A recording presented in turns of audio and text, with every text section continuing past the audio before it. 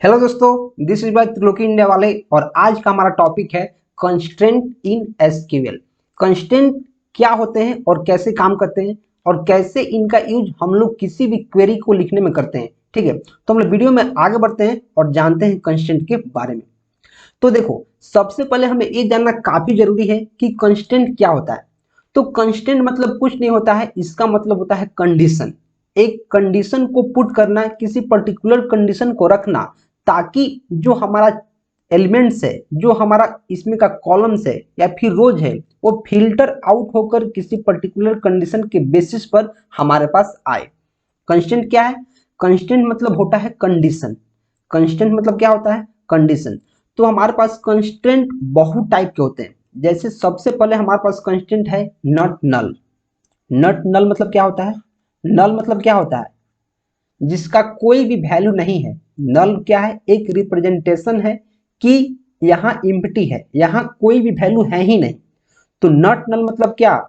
नल नहीं होना चाहिए, कोई वैल्यू नहीं होना चाहिए। ठीक है, मतलब जैसे not null constant prevents a column from accepting null value. Means null value accept नहीं कर सकता है। मीन्स खाली वैल्यू यहाँ एक्सेप्ट नहीं हो सकता है। नल मतलब क्या होता है? खाली, इम्प्टी। तो नॉट नल अगर हम कंडीशन लगा देंगे किसी भी कॉलम पर, तो उसका मतलब क्या होगा कि ये जो कॉलम है नल वैल्यू को एक्सेप्ट नहीं करेगा। मीन्स कोई ना कोई वैल्यू यहाँ रहना चाहिए एक्सेप्ट नल। ठीक है, तो not null can be applied as a column level constant. और जो नॉट नल होता है किसी भी कॉलम पर ही अप्लाई हम कर सकते हैं, सिर्फ कॉलम पर, रो पर नहीं कर सकते हैं। Constant name is optional and it specified by using constant keyword. जो कंस्टेंट का नेम है वो ऑप्शनल है और इसको हम लोग कंस्टेंट कीवर्ड के यूज करके स्पेसिफाई करते हैं। जैसे यहाँ एक एग्जांपल दिया गया है। आपको पता है कि टेबल कैसे क्रिएट करते हैं? अगर नहीं पता तो यहाँ देखिए। सबसे पहले हम यूज करते हैं क्रिएट टेबल कीवर्ड का, उसके बाद टेबल का नेम। जैसे टेबल का नेम हमारा क्या है? स्टूडेंट है। और यहाँ हमारे पास एक कॉलम है जिसका नाम है स्टूडेंट आईडी और इसका डेटा टाइप है इंटीजर। और यहाँ कंस्ट्रेंट है, constraint student ID not null. इसका मतलब क्या है कि स्टूडेंट आईडी जो होगा, जो स्टूडेंट आईडी नेम का कॉलम होगा, जैसे मैं यहाँ एक बनाता हूँ टेबल, और टेबल में हमारा ये क्या है? स्टूडेंट आईडी है। स्टूडेंट आईडी क्या कर रहा है? कांस्टेंट में नॉट नल, मतलब ये नल नहीं होना चाहिए, यहाँ कोई ना कोई वैल्यू होना चाहिए। जो हमारा कॉलम है, जो हमारा रो का जो हमारा वैल्यू है इसमें स्टूडेंट आईडी में, ये नॉट नल मीन्स नल नहीं होना चाहिए, कुछ ना कुछ वैल्यू इसमें होना चाहिए। हमने कंडीशन पुट कर दिया। हमने कंस्टेंट क्या पुट किया है? कंस्टेंट मतलब क्या होता है? कंडीशन। हमने कंडीशन लगा दिया है नॉट नल, कि जो स्टूडेंट आईडी होगा यहाँ कोई ना कोई वैल्यू चाहिए ही। नॉट नल है मीन्स यहाँ नल नहीं होना चाहिए, कोई ना कोई वैल्यू ही होगा। ठीक है, वैसे ही हमने यहाँ फर्स्ट नेम लिखा है, फर्स्ट नेम कॉलम का नेम, इसका भी डेटा टाइप हमने लिखा है। और इसमें भी हमने एक कंस्टेंट लगाया है नॉट नल, मतलब जो फर्स्ट नेम है वो भी नॉट नल होना चाहिए। मीन्स खाली नहीं होना चाहिए। फर्स्ट नेम हर एक पर्सन का कुछ ना कुछ होना ही चाहिए। जैसे कोई डेटाबेस आप बनाए, उसमें कोई पर्सन है, उसका फर्स्ट नेम अगर नहीं रहेगा तो आपको कैसे पता चलेगा कि इस आदमी का नाम क्या है? इसीलिए फर्स्ट नेम में हमने कंस्टेंट लगाया है नॉट नल। ठीक है, और यहाँ जो कहा गया है कंस्टेंट नेम जो हमारा है ऑप्शनल है। जैसे यहाँ कंस्टेंट है, कंस्टेंट कीवर्ड और इसका नेम, यहाँ स्टूडेंट SIDNN। अगर आप इतना नहीं लिखते हैं, इसको भगा देते हैं, तो आप सिर्फ अगर इतना लिखते हैं स्टूडेंट आईडी, उसका डेटा टाइप और कंस्टेंट का नेम, तो इतना भी चलेगा, इतना भी सही है। जैसे यहाँ लिखा गया है एफ नेम वेर केयर, उसका डेटा टाइप और नॉट नल। आप इतना लिखिए या फिर आप कंस्टेंट कीवर्ड का यूज कीजिए और कंस्टेंट का एक कुछ भी नाम दे दीजिए। जैसे यहाँ स्टूडेंट और _SID_NN है, तो यहाँ आप कुछ भी नाम दे सकते हैं, जैसे TK, BK, CK। Means constant keyword लिख दीजिए और उसके साथ कुछ भी नेम लिख दीजिए और फिर एक कंस्टेंट का नेम जो कंस्टेंट होता है वो लिख दीजिए। समझ में आया? कंस्टेंट क्या है? कंस्टेंट कुछ नहीं है, एक कंडीशन है जो हम लगाते हैं ताकि हमारा डेटा फिल्टर आउट होकर हो सके या फिर कुछ कंडीशन वहां पुट कर सके। ठीक है, इसी के साथ वीडियो में आगे बढ़ूंगा और आपको बताऊंगा नेक्स्ट कंस्टेंट के बारे में। जो हमारा दूसरा कंस्टेंट है ये है डिफॉल्ट। डिफॉल्ट मतलब क्या होता है? जैसे आपको पता है डिफॉल्ट मतलब क्या होता है? जब कुछ अवेलेबल नहीं है, जो सिस्टम में पहले से अवेलेबल है, या फिर जो डिफॉल्ट इसका होता है वही वैल्यू पुट कर दो। जैसे मैं एग्जांपल यहाँ दूंगा, सबसे पहले एक टेबल क्रिएट करना है स्टूडेंट के नेम से, उसका स्टूडेंट आईडी इंटीजर होगा, ठीक है, उसका एफ नेम क्या होगा, वेर कैर, इसमें कैरेक्टर डेटा टाइप को हम वैल्यू एक्सेप्ट करेंगे, और D O J means date of joining, date of joining या डेट ऑफ बर्थ यहाँ लिखो, डेट ऑफ बर्थ, जो डेट ऑफ बर्थ का डेटा टाइप क्या होगा, डेट, डेट डेटा टाइप होगा। और यहाँ हमारा है डिफॉल्ट कंस्टेंट, डिफॉल्ट कंस्टेंट का काम क्या होता है कि अगर कोई भी डेट ऑफ बर्थ हम पुट नहीं करते हैं तो डिफॉल्ट में जो सिस्टम का डेट है, जैसे आज है 17 सितंबर 2022, अगर कोई भी डेट हम पुट नहीं करते हैं तो डिफॉल्ट में क्या लेगा, सिस डेट, मीन्स जो सिस्टम का डेट है, जो डिफॉल्ट में सिस्टम का डेट है, जो आज सिस्टम का डेट है वही उसको क्या कर लेगा, एक्सेप्ट कर लेगा। तो डिफॉल्ट का काम क्या है, जब कुछ वैल्यू एक्सेप्ट नहीं करता है तो क्या करता है, डिफॉल्ट वैल्यू एक्सेप्ट कर लेता है। तो आप यहाँ इसका थोड़ा सा पढ़ लो, डेफिनेशन क्या लिखा है, a column can be given the default value by using default option, default option का यूज करके हम डिफॉल्ट वैल्यू को दे सकते हैं, ठीक है। The type, the data type of column and default expression must be the same, जो data type होता है कॉलम का, जैसे डेटा टाइप कॉलम का क्या है, डेट, और जो डिफॉल्ट एक्सप्रेशन का जो है सिस डेट, ये भी डेट ही है, दोनों क्या है, सेम है, दोनों सेम होना चाहिए, ठीक है। Default option can be provided for nullable as well as not null attribute, और कोई एट्रीब्यूट है, कोई एट्रीब्यूट उसका वैल्यू नलेबल मीन्स नल जो एक्सेप्ट कर सकता है, जो नल वैल्यू को एक्सेप्ट कर सकता है, और नॉट नल मीन्स जो नॉट नल, जो नॉट नल वैल्यू को एक्सेप्ट करता है, या तो वैल्यू अगर नल है तो भी सही, नॉट नल है तो भी सही, दोनों के लिए हम लोग डिफॉल्ट ऑप्शन को यूज कर सकते हैं, ठीक है। और जो ओरेकल डेटाबेस हमारा होता है वो क्या करता है, डिफॉल्ट को कांस्टेंट नहीं मानता है, डिफॉल्ट को ऐसे ही यूज करता है, तो उसमें आपको ज़्यादा ध्यान देने वाली बात कोई है नहीं, आपको सिर्फ इतना समझना है जब कोई वैल्यू अवेलेबल नहीं रहता है तो डिफॉल्ट का अगर हम यूज करते हैं डिफॉल्ट कीवर्ड का या फिर डिफॉल्ट कांस्टेंट का, तो उसके डिफॉल्ट में जो वैल्यू होता है उसी को क्या किया जाता है, दिखाया जाता है, ठीक है। और इसी के साथ मैं वीडियो में आगे बढ़ूंगा और आपको बताऊंगा प्राइमरी की कांस्टेंट के बारे में। प्राइमरी की कांस्टेंट बहुत इंपॉर्टेंट है, प्राइमरी की जो है बहुत इंपॉर्टेंट है, क्यों, क्योंकि यार प्राइमरी की ही है जिससे किसी भी रो को हम यूनिकली आइडेंटिफाई कर पाते हैं। और मैं आपको थोड़ा सा प्राइमरी की का फीचर बता देता हूँ, ठीक है, हालांकि मैंने बताया हुआ अपने अलग वीडियो में। प्राइमरी की क्या होता है, प्राइमरी की यूनिक होता है, यूनिक मीन्स यूनिक वैल्यू को एक्सेप्ट करता है, ये नल नहीं होता है, नल नहीं होता है, नल नहीं होता है मीन्स इसमें खाली नहीं हो सकता है, और साथ ही साथ डुप्लीकेट नहीं हो सकता है, डुप्लीकेट वैल्यू को एक्सेप्ट नहीं कर सकता है, ठीक है, तीन चीज क्वालिफाई करता है।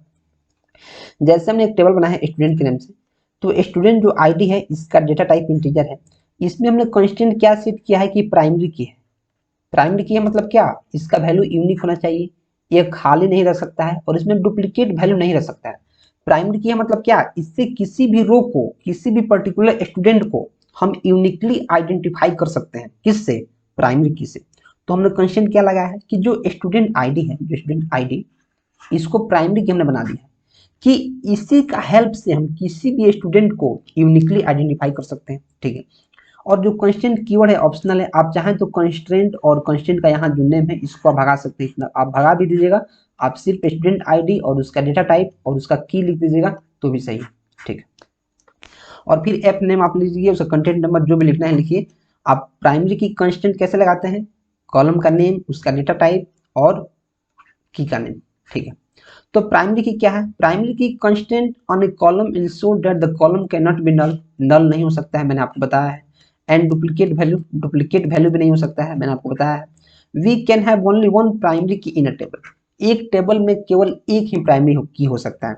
इतना समझ में आ रहा है, इतना अगर समझ में आ रहा है तो वीडियो को लाइक कर दीजिए।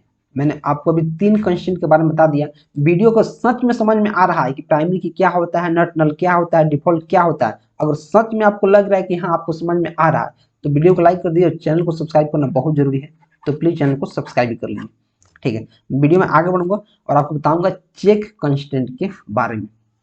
अब चेक कंस्टेंट क्या है यार, तो ये भी एक काफी इंपॉर्टेंट कंस्टेंट है जो हमें चेक करने में हेल्प करता है। जैसे किसी भी मनुष्य का या किसी भी इंसान का हमें जेंडर चेक करना है तो हम क्या करेंगे, चेक कंस्टेंट लगाएंगे, चेक करना है कि वो मेल है या फीमेल है, क्या हमें चेक करना है, जेंडर अगर चेक करना है कि जेंडर जो इसका मेल है या फिर फीमेल है तो कैसे हम चेक करेंगे?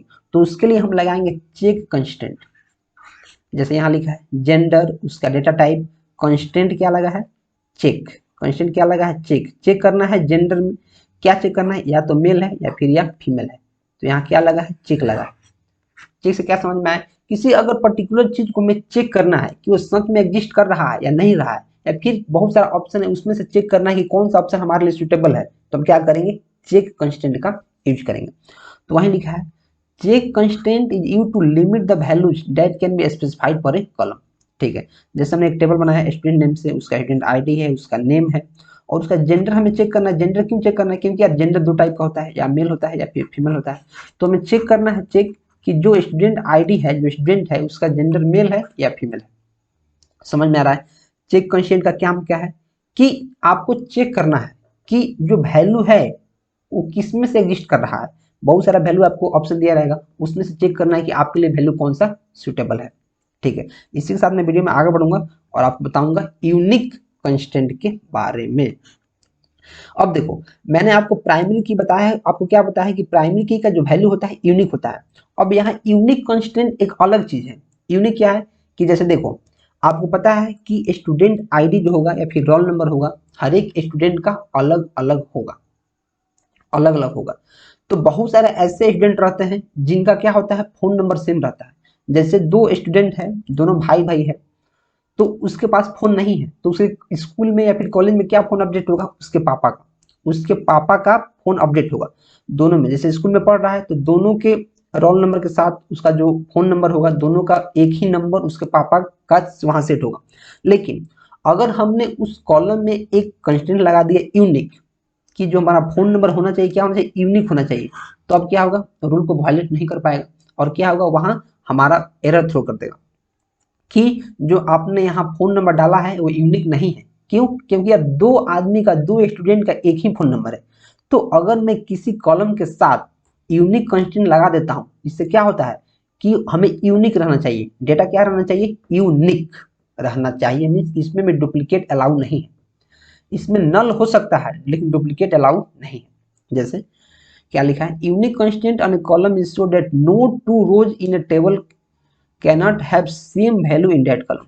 ठीक है, सेम वैल्यू नहीं होना चाहिए। Unlike primary key, unique constant allow null value. Unique में क्या होता है? यूनिक कांस्टेंट में नल वैल्यू अलाउ होता है, लेकिन प्राइमरी की में नल वैल्यू अलाउ नहीं है, लेकिन यूनिक में अलाउ है। इतना ध्यान रखना है। A table can have many unique constant.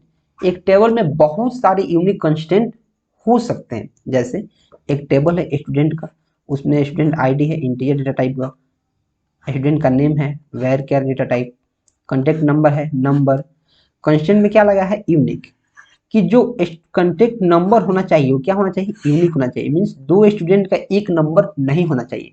भले अगर किसी का नंबर नहीं है तुम नल रख दो, तुम न रख दो नल कि इसका कुछ फोन नंबर नहीं है, इसका फोन नंबर है ही नहीं, लेकिन डुप्लीकेट नहीं रख सकता है। जब होगा तो क्या होगा? यूनिक होगा।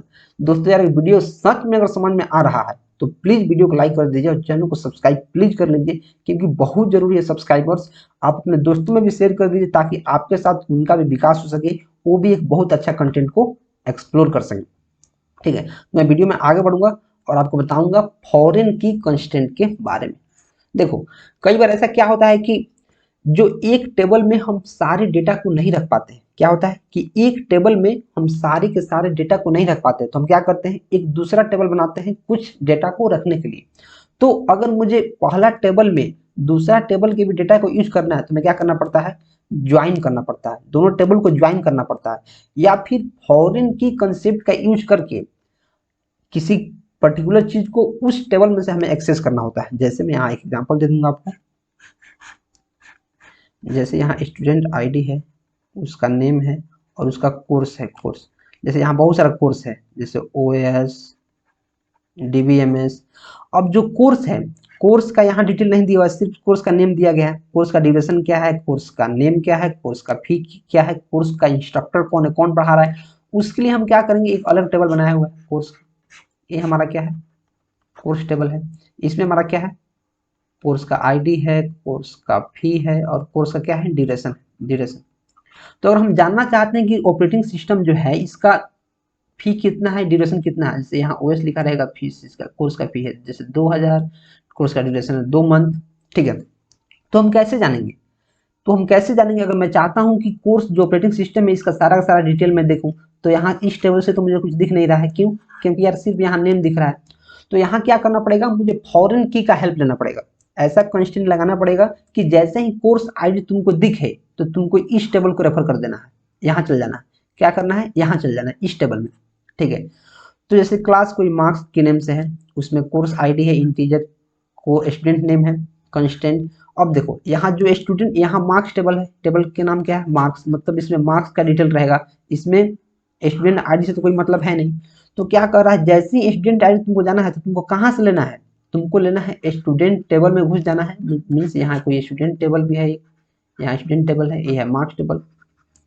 ये बोल रहा है जैसे ही तुम स्टूडेंट आईडी में जाओ और जैसे ही तुम देखो यहाँ रेफरेंसेज मीन्स फॉरेन की का कॉन्सेप्ट आया है, तुमको दूसरे टेबल में जाना है स्टूडेंट टेबल में, और वहाँ कोई स्टूडेंट आईडी होगा वहाँ से ले लो।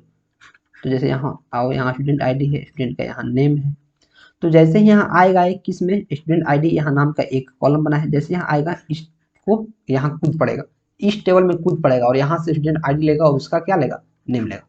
समझ में आ रहा है। तो ये क्या है, फॉरेन की कंस्टेंट है, ये क्या है, फॉरेन की कंस्टेंट, मीन्स इस टेबल में तुम्हारा डेटा नहीं है, तुम्हारा डेटा है दूसरे टेबल को, तुम्हारा डेटा रेफरेंस कर रहा है, वहां से डेटा को फेच करना है और तुमको क्या करना है, दिखाना है। अभी मैं चलूंगा आगे और आपको एक चीज बताऊंगा, मैंने आपको क्या बताया है कंस्टेंट के बारे में। कंस्टेंट क्या होता है, कंस्टेंट होता है कंडीशन, कि किस कंडीशन से किसी पर्टिकुलर एट्रीब्यूट को एक्सेस करना है या किसी पर्टिकुलर एट्रीब्यूट में वैल्यू को पुट करना है या क्या हमें शो करना है, एक कंडीशन हमें क्या करता है, बताता है कंडीशन। और मैं तो यार यही कहूंगा, अगर आपको वीडियो सच में पसंद आ रहा है और आपको कंसेप्ट समझ में आ रहा है तो वीडियो को प्लीज लाइक कर दीजिए और अपने दोस्तों में भी शेयर कर दीजिए, इस प्ले लिस्ट को ही शेयर कर दीजिए और इस प्ले लिस्ट को बुक मार्क कर लीजिए, शुरू से देखिए, आपको मैं गारंटी देता हूँ आपको डीबीएमएस से प्यार हो जाएगा, आपको मजा आ जाएगा, ठीक है। तो मिलते हैं अगले वीडियो में, till then keep supporting and keep exploring.